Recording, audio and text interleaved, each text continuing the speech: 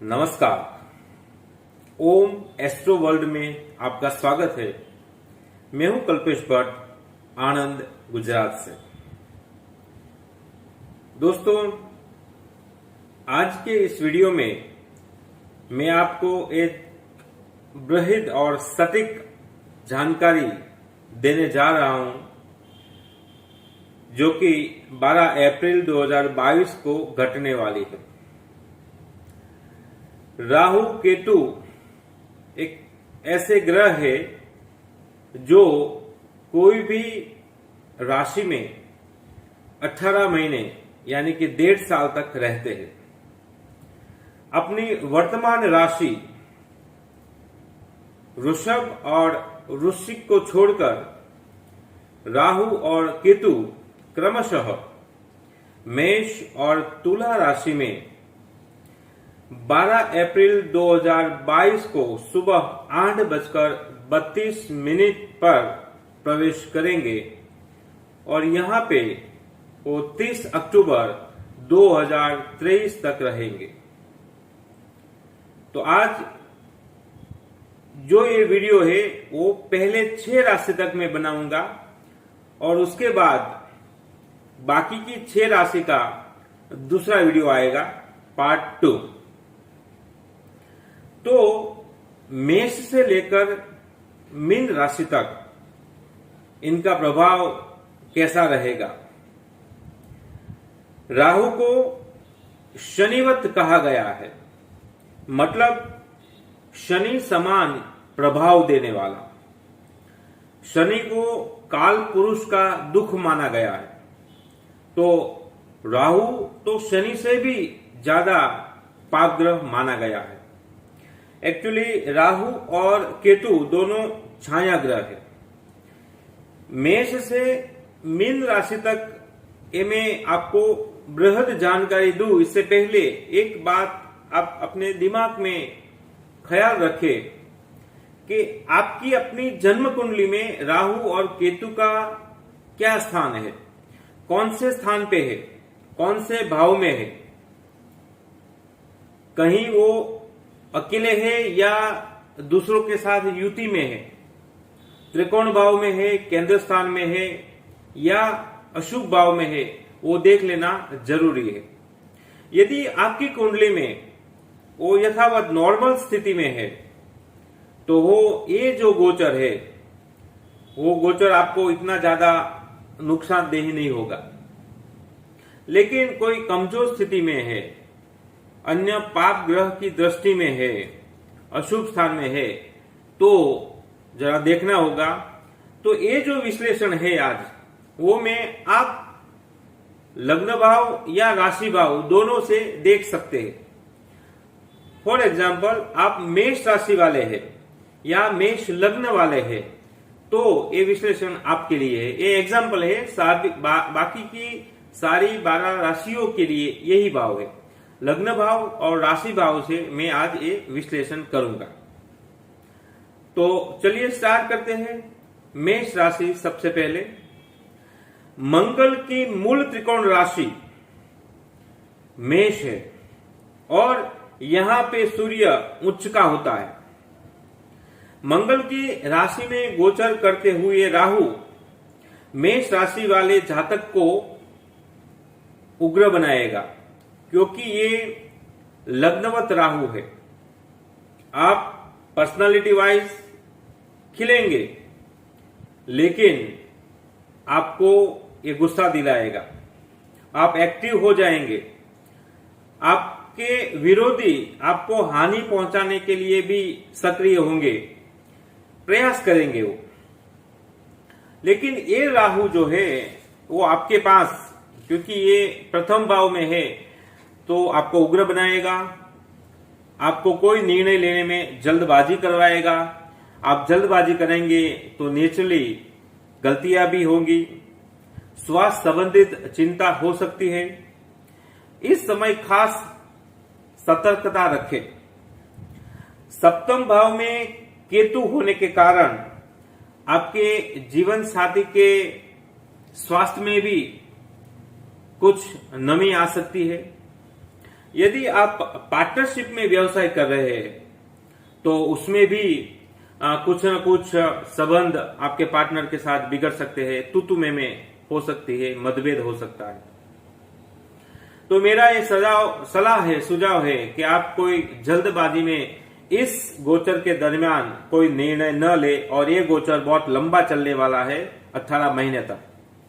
राहु की जो दृष्टि है पंचम, सप्तम और नवम भाव पर जो दृष्टि पड़ रही है, वो आपको येन केन प्रकरण, आपको क्या लाभ होता है वही आप सोचेंगे। मतलब मैं इसमें क्या प्राप्त कर सकता हूं, मुझे क्या लाभ होगा, वही सेल्फ सेंटर्ड आपकी थिंकिंग हो जाएगी।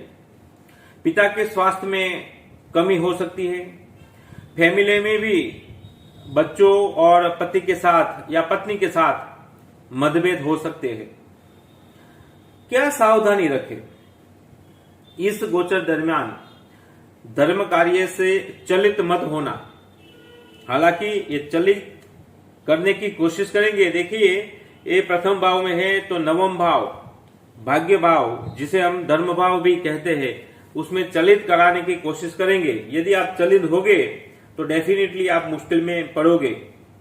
बड़ों की, पर्टिकुलरली पिता की बात माने, और इस गोचर में आपको लाभ तो होगा ही, आपका धन भी बढ़ेगा, नाम भी मिलेगा, लेकिन स्वास्थ्य के मामले में, व्यापार के मामले में थोड़ा आपको सोच के आगे बढ़ना होगा। यदि आप विद्यार्थी हैं तो नॉर्मल होगा, थोड़ी बहुत बाधाएं तो आएगी, लेकिन शांति से, धैर्य से आप काम करोगे तो ये समय निकल जाएगा। नौकरी पेशा लोगों के लिए भी थोड़ी सावधानी, ऑफिस में भी तू में अपने बॉस के साथ हो सकता है। इन शॉर्ट, ये जो गोचर है वो आपके लिए ज्यादा नुकसानदेह नहीं है यदि आप सतर्क रहे। धन मिलेगा, नाम मिलेगा, शोहरत मिलेगी, साथ में आपको गुस्सा भी आएगा तो आपका नाम भी बिगड़ सकता है। तो थोड़ा ठहराव के साथ आप आगे बढ़ेंगे तो जरूर फायदेमंद होगा। आप क्या कर सकते हैं?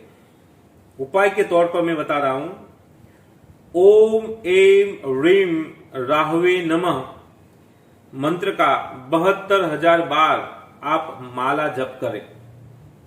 मतलब एक दिन में, एक हफ्ते में नहीं करना है, रोज सुबह 5 माला, शाम को 5 माला, ऐसे करेंगे तो धीरे धीरे ये हो जाएगा। और उसके बाद क्रमशः रोज आप पूजा पाठ करते हैं तो जरूर ये मंत्र जाप की एक माला अवश्य करें, आपको फायदा होगा। चलिए बात करते हैं वृषभ राशि की। वृषभ राशि में ही फिलहाल राहु का गोचर चल रहा है, जो 12 अप्रैल को वृषभ में से मेष में जाएंगे। मतलब व्यय भाव में और षष्ठम भाव में राहु और केतु का एक गोचर चलेगा।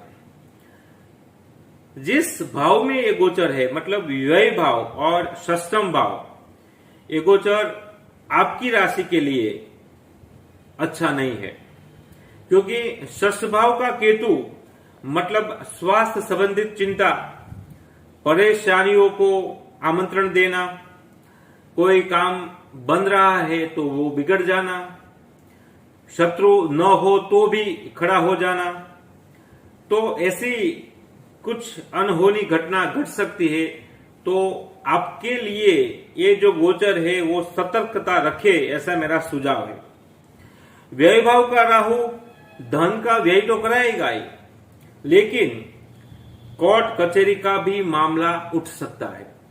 तो खास ध्यान रखें, आप जहां पे भी है, कोई कार्यस्थल पे आप काम कर रहे हैं, नौकरी कर रहे हैं, प्राइवेट सेक्टर में है या जो भी कर रहे हैं, तो पूरी सतर्कता रखे तो कोई बात नहीं।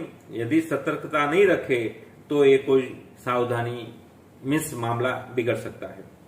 ये गोचर वृषभ राशि वालों के लिए भारी चढ़ाव और उतार लेकर आ रहा है। घर में कलह होगी, कार्यस्थल पर टेंशन हो सकता है, माता के स्वास्थ्य में कमी आ सकती है। यदि आपने सोच रखा है कि कोई संपत्ति, कोई मिलकत खरीदे, तो फिलहाल इस गोचर के दरमियान टाल दीजिए या सावधानी पेपर्स पढ़ के आगे बढ़िए। कोई भी आकस्मिक समस्या भी हो सकती है। विद्यार्थी है तो ये ठीक ठीक है गोचर आपके लिए। व्यापारियों के लिए भी सावधानी से ही आगे बढ़ना है, वरना आप मुश्किल में आ सकते हैं। गलत कार्य या कोई गैर कानूनी कार्य से आप दूर रहे, वरना जेल योग की भी संभावना है। तो मैं आपको सतर्क करना चाहता हूं, मैं आपको डरा नहीं रहा हूं, लेकिन अभी देखिए ये राहु और गोचर का जिस भाव में वो प्रवेश करेंगे वहां पे ऐसा खतरा दिखाई दे रहा है। अब जिन पर भरोसा रखते हैं वही आपको दगा देगा, धोखा दे सकता है, दुर्घटना हो सकती है। सावधानी पूर्वक वाहन चलाए, बड़ा वाहन है या छोटा वाहन है, अकस्मात की घटना हो सकती है। तो ओवरऑल देखे तो थोड़ी सावधानी आपको रखनी ही होगी। और आपके लिए उपाय के लिए मैं बता देता हूं कि तांबे का नाग का जोड़ा, मतलब नाग और नागिन, जहां पे भी पूजा पाठ की सामग्री मिलती है उसी शॉप में जरूर आपको मिल जाएगा। तांबे का नाग और नागिन का एक जोड़ा ले, उसको घर पे लाए, पूजा पाठ करें और शनिवार के दिन आप शिवालय में, शिव मंदिर में जाइए, वहां पे शिव की पूजा कीजिए और नाग और नागिन की भी पूजा कीजिए और वहां पे रख दीजिए। 11 बार महामृत्युंजय का महामंत्र का जाप कीजिए। पूजा पाठ प्रार्थना करके यदि आप वहां पे छोड़ देना चाहते हो तो ये जोड़ा वहां पे छोड़ दीजिए, या आपके नजदीक कोई नदी है या तालाब है तो वहां पे भी आप प्रवाहित कर सकते हैं। दूसरा उपाय मैं बताना चाहता हूं वृषभ राशि वालों के लिए, क्योंकि ये गोचर आपके लिए थोड़ा भारी है। दुर्गा जी की आराधना भी आपके लिए विशेष फायदेमंद होगी। दुर्गा सप्तशती के प्रारंभ में कवच, अर्गला और किलक आपको मिल जाएगा, उसका आप पाठ करें, पाठ करने का प्रारंभ कीजिए। यदि रोज मुमकिन नहीं है तो सप्ताह में जरूर एक बार पाठ करें। देखिए श्रद्धा से करेंगे तो आपको फायदा अवश्य होगा। चलिए आगे बढ़ते हैं मिथुन राशि की ओर। मिथुन राशि वाले जातक के लिए राहु और केतु का ये गोचर लाभ भाव और पंचम भाव में होने जा रहा है। मिथुन वाले जातक के लिए अभी ढैया चल रही है तो थोड़ी बहुत मुश्किलें होगी, परेशानी होगी, और ये परेशानी अप्रैल में खत्म होने वाली थी, लेकिन शनि का वक्री हो जाना तो ये अब जनवरी 2023 तक रहेगी। लेकिन ज्योतिष शास्त्र ये कहता है कि लाभ भाव में कोई भी ग्रह इतना बुरा प्रभाव नहीं देता।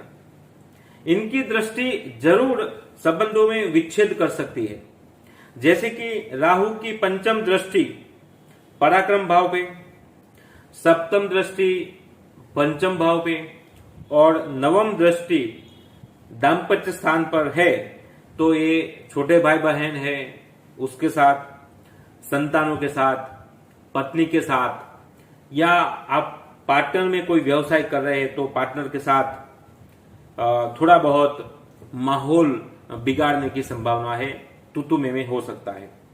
लेकिन ये राशि वाले जातक के लिए लाभ भाव में राहु का गोचर लाभ देने वाला, धन देने वाला और चहु ओर से फायदा ही फायदा आपको ये गोचर जरूर कराएगा। आप जिस क्षेत्र में है, मतलब आप नौकरी पेशा है, आप व्यापारी है, बड़ा बिजनेस कर रहे हैं, स्टूडेंट्स है, किसान है, जो भी क्षेत्र में है और जो भी है आप, ये गोचर आपके लिए जरूर फायदा लेकर आ रहा है। परेशानी कहां पे? परेशानी संबंध में आएगी। मैंने अभी बोला कि भाई राहु का ये जो एकादश भाव में गोचर है वो लाभप्रद ही है, आपको फायदा कराएगा।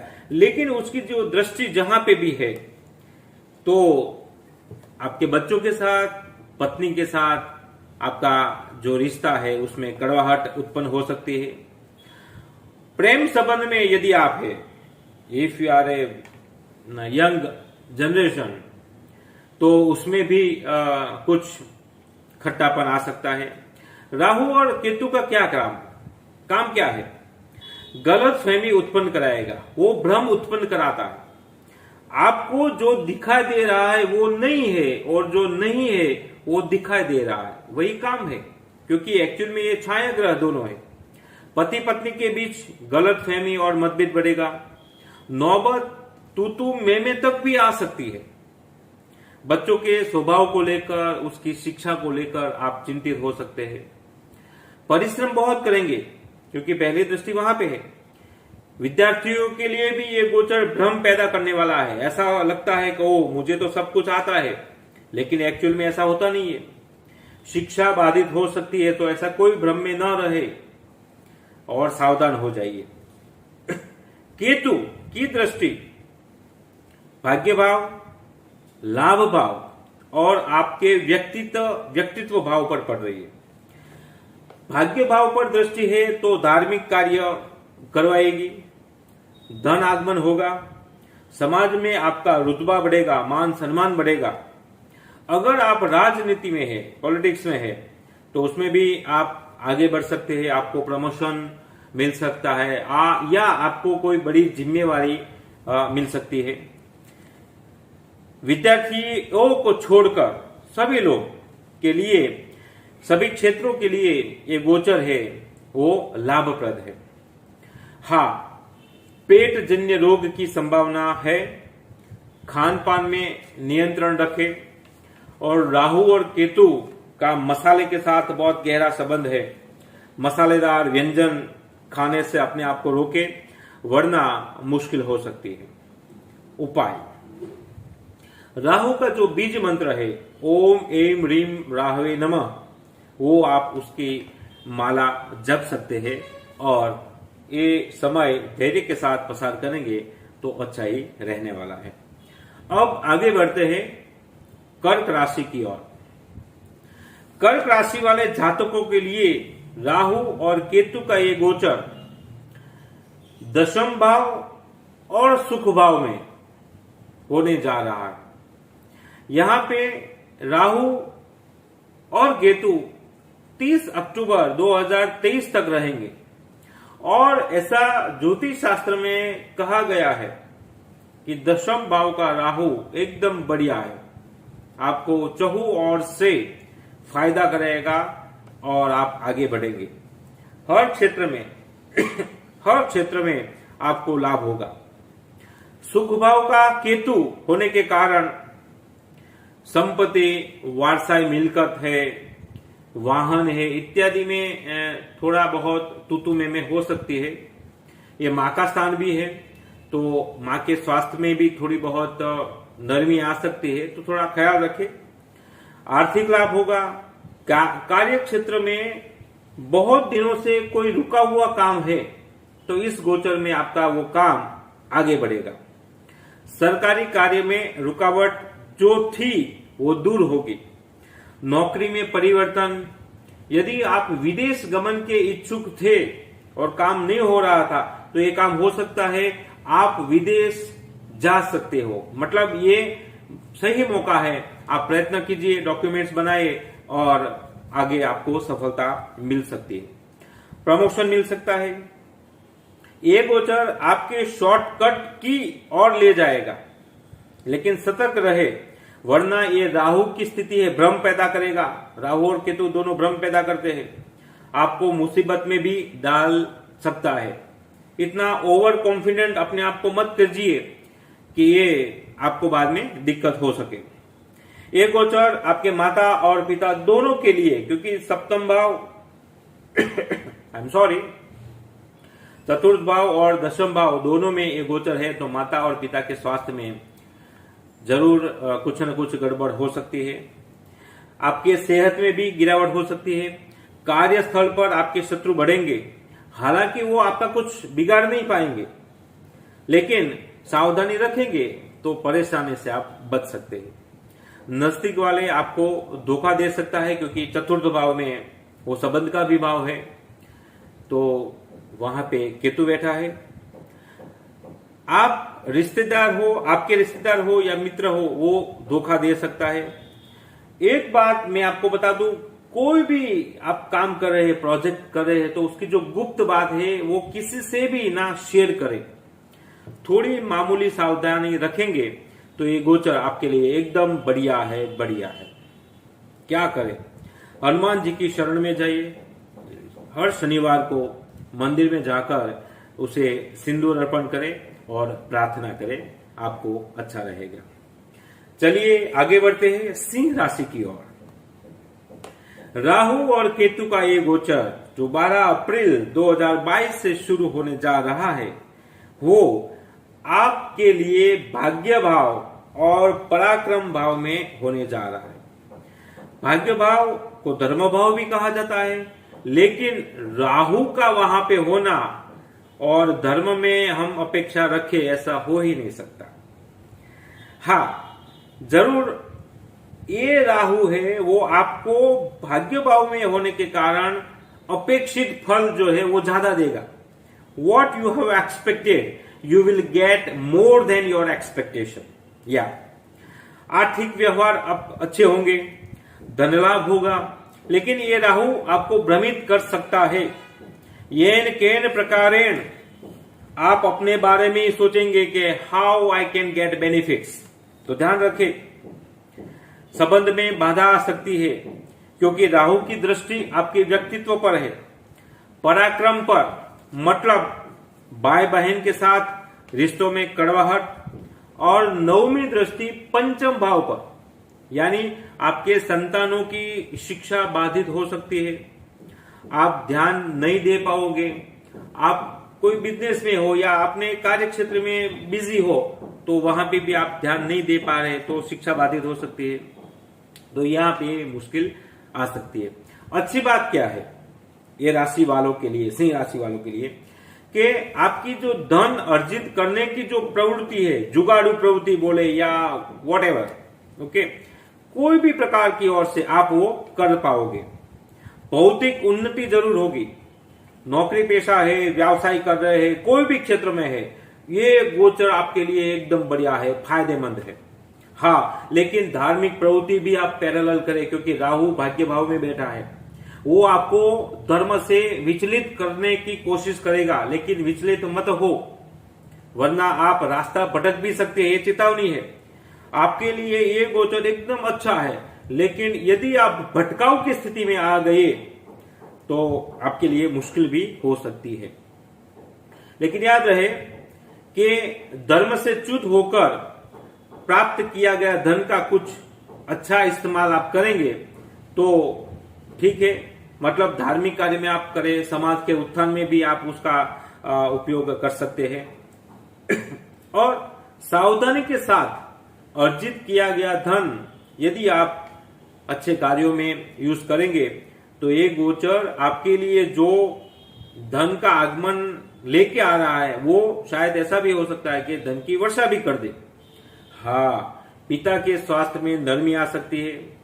पिता का ख्याल, क्योंकि नवम भाव में है, ख्याल खास रखें। अगर आप विद्यार्थी है तो शॉर्टकट करने की कोशिश मत करें। विद्यार्थी है तो शॉर्टकट हो ही नहीं सकता। धार्मिक यात्रा भी आपकी इस साल हो सकती है। क्या उपाय कर सके? वैसे भी आपको नॉर्मल सिचुएशन है, लेकिन गर्म वस्त्र, ऊन के वस्त्र है, काले वस्त्र है, लहसुन आप कोई जरूरतमंद को आप दान कर सकते हैं। और राहु का जो बीज मंत्र है वो आप जप के आगे बढ़ सकते हैं। चलिए आगे बढ़ते हैं आज की आखिरी राशि कन्या राशि के बारे में। उसके बाद दूसरे वीडियो में बाकी की 6 राशियों की मैं चर्चा करूंगा। राहु का ये गोचर कन्या राशि वालों के लिए अष्टम भाव में और केतु का धन भाव में होने जा रहा है। अष्टम भाव अशुभ माना गया है और यहां पे राहु का एक गोचर आपके लिए परेशानी ला सकता है। जैसे कि दुर्घटना, अकस्मात, गुप्त रोग, नशे की कोई आदत हो जाए आदि चीज होने की पूरी संभावना मुझे दिखाई दे रही है। ये सब घटनाओं का असर आपकी आय में भी पड़ेगा। आप स्वस्थ नहीं होंगे तो आप काम नहीं कर पाओगे, काम नहीं कर पाओगे तो आपकी आय करेगी। धन भाव में केतु है तो वो व्यय कराएगा। धन में उसे जो खर्च करना है उसे आप ज्यादा खर्च करोगे। अष्टम भाव है, वहां पे मृत्यु का भी विचार होता है।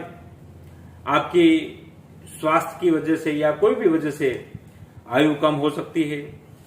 आर्थिक तंगी के कारण आप तनाव में रहोगे। तनाव में आपके अपनों से रिश्ते बिगड़ेंगे। वाणी पर आपका नियंत्रण नहीं रहेगा। यदि वाणी पे नियंत्रण नहीं है तो आप किसी से भी कुछ भी आप बोल सकते हैं और सामने वालों को बुरा लग सकता है। पति पत्नी, भाई बहन, व्यवसाय आदि सबके साथ संबंध बिगड़ने की संभावना मुझे दिखाई दे रही है। जातक को सभी शत्रु ही दिखाई देंगे, तो थोड़ी सावधानी रखें, वाणी पे नियंत्रण रखें, अपने आप को कंट्रोल करें, गुस्सा मत हो। इनका मतलब ये नहीं है कि पूरे के पूरे 1.5 साल आपके लिए खराब ही जाएगा। आपको मैं आगाह करना चाहता हूं, डरा नहीं रहा हूं, लेकिन यदि सावधानी रखेंगे। देखो एस्ट्रोलॉजी क्या है, आपको मार्गदर्शित करता है। यदि आपने ये मार्गदर्शन पॉजिटिव वे में ले लिया तो आपके लिए फायदा ही है, वरना नुकसान साबित हो सकता है। अचानक रुका हुआ काम आपका हो सकता है, ये आकस्मिक लाभ है। यदि आप शेयर, सट्टा, व्यापार, बाजार से जुड़े हुए हैं तो वहां पे भी फायदा होने की पूरी संभावना है। लेकिन आंखें खोलकर ये सारी चीज करें, वरना आप कुएं में भी हो सकते हैं, पड़ सकते हैं। घर में क्लेश कंकार होगा, वातावरण गर्म होगा, आपके स्वास्थ्य में गिरावट आ सकती है, ये सारी चीजें हो सकती है। नौकरी पेशा लोगों के सचेत होकर काम करना होगा। व्यापारियों के पैसे फंस सकते हैं। जब जरूरत हो तब पैसा नहीं मिलेगा, तो ऐसे पैसों को क्या काम। विद्यार्थी है तो मन भटकाव की स्थिति में होगा। जब आप पढ़ने बैठेंगे तो मन कहीं और घूमेगा, तो खास ध्यान रखें, मेडिटेशन करें। शत्रु आपको हानि करने की कोशिश करेगा। इन शॉर्ट, आपको इस गोचर में पूरी सावधानी रखने की जरूरत है। सावधानी रखेंगे तो आपको दिक्कत नहीं होगी। उपाय, क्या उपाय है दोस्तों? तांबे का नाग और नागिन का जोड़ा बाजार में जहां पे भी पूजा पाठ की सामग्री मिलती है वो दुकान पे, शॉप पे ये जरूर मिल जाएगा।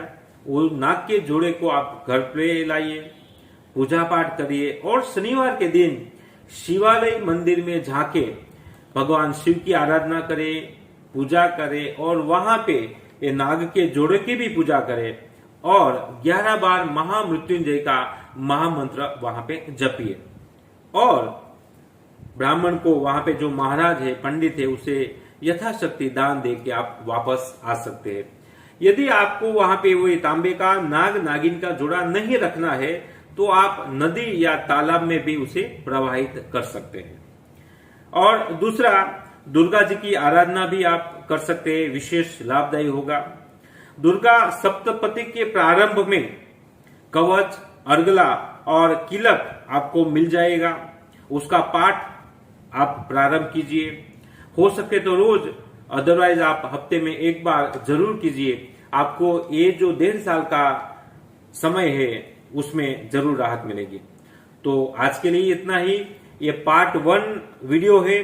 दूसरा पार्ट, दूसरी 6 राशि है, उसका वीडियो मैं कल ही आपको भेज रहा हूं। आशा है आपको ये इन्फॉर्मेशन जरूर पसंद आई होगी। पसंद आई है तो लाइक कीजिए। यदि आपने सब्सक्राइब नहीं किया है तो प्लीज सब्सक्राइब कीजिए। मेरा ये वीडियो अपने दोस्तों में, अपने ग्रुप में शेयर कीजिए। और उन्होंने नहीं सब्सक्राइब किया है तो भी आप उसे भी निवेदन कर सकते हैं, ताकि ये सारी की सारी जो इन्फॉर्मेशन है वो सब लोगों के तक पहुंचे और उसका ज्यादा से ज्यादा फायदा उठा सके। तो आज के लिए इतना ही। आपके भीतर बैठे हुए परमात्मा को मैं प्रणाम करता हूं। परमात्मा मेरा प्रणाम स्वीकार करे। धन्यवाद।